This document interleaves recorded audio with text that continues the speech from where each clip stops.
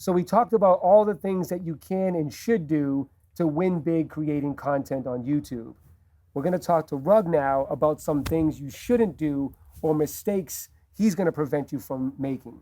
So what are some things that you've seen that you realize like this is this is a no-go on YouTube. People don't like it. You can get banned from YouTube. Yeah. It's distasteful. What are some things that you would advise people not to do that I would maybe they think is a cool thing to do and it's really Yeah. not? I would say one thing is staying away from controversy. Like, don't talk about like politics on your YouTube videos because you know how that battle would go. Like, it's just like you'll lose in that. And I've seen like a ton of YouTubers do things that I personally wouldn't do, and they obviously get hate for it. I don't want to go into detail about it, but there's like just obvious things that you don't do on YouTube. I want to give an example, but it would just give away. Right. So what you don't want to do is talk about, I see things too where people like, even in social media, it's too soon, right? To talk about things, or it's really distasteful or unclassy. I have a good example. Right. There's this YouTuber, which I don't know how, like he's still a YouTuber, but anytime like a famous celebrity like passes away, he'll do like a video the same night, like trying to contact them through a Ouija board. Like, say it's horrible. And like, contacting, like, for example, like Kobe Bryant at 3 a.m. Like the same night he passed, like his family's mourning, everyone's mourning, the whole world is mourning and grieving, and there's people out there trying to get these like views, which will not work ever. Like, you're just gonna get banned or you're just gonna be hated forever. So don't ever do something like that. So people want to chase clout, right? So they look for keywords and titles to try to attract people to look at their content. Have you yourself ever got hate for something that you posted? Yeah, definitely. There's a lot. Like, even if you post the best video in the world and like you're doing the greatest deed, there's gonna be haters no matter what. Like again, like this is just like an example I sometimes use. I'm like, sometimes, I mean, if you end world hunger, for example, which is huge, like there's gonna be people that hate on that. Like, again, there's just nothing, you can't satisfy everybody. You had to give them Twinkies. Exactly, right? Like, they're eating, bro. They're eating. Yeah, but you gave them Twinkies. You couldn't have given no, them steak? trust me. Like, there's like gonna be haters no matter what you do, no matter who you are. No matter what, there's gonna be haters. So how do you advise others? This is a big one, Rug. Okay. Because a lot of people are consumed by negative comments. Yeah.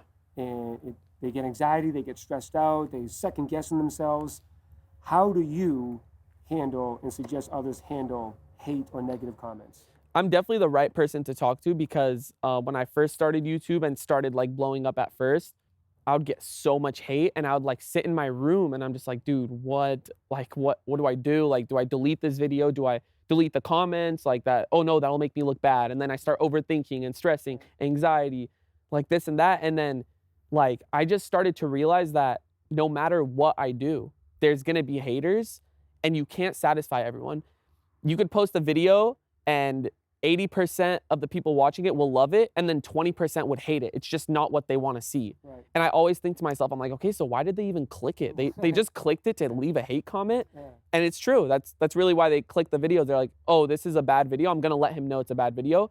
But you gotta understand, like, it's gonna be there. It's gonna come with this. So if you can't handle it, I mean, I'm not gonna say don't do it, but like, it's just a big part of the internet. Understand it's part of the job.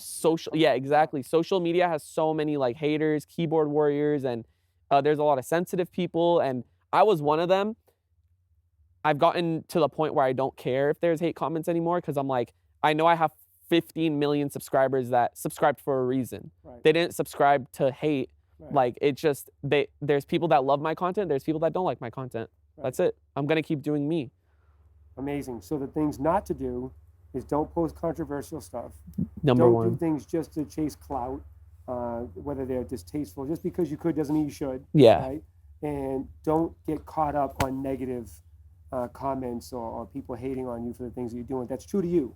That you enjoy doing, that you like doing. Because it can affect your job. If you let them get to your head, you're gonna feel discouraged, unmotivated.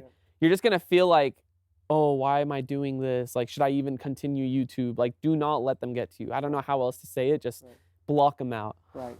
And the last question I'll ask, because I know some people that, they want to make music and they're like, I'm not into YouTubing. I'm not into social media. I just want to make music and be me. They don't understand that's now the modern day part of doing that job. Yeah. You have to be engaging and be involved. Are there days that you feel overwhelmed or full of anxiety or stress that you just want to hang with your girl, you just want to be at the pool or go golfing, but you're like, damn, I got to post a video? Like, do you like get nervous to let 2-3 days go by without posting something? That's a good question.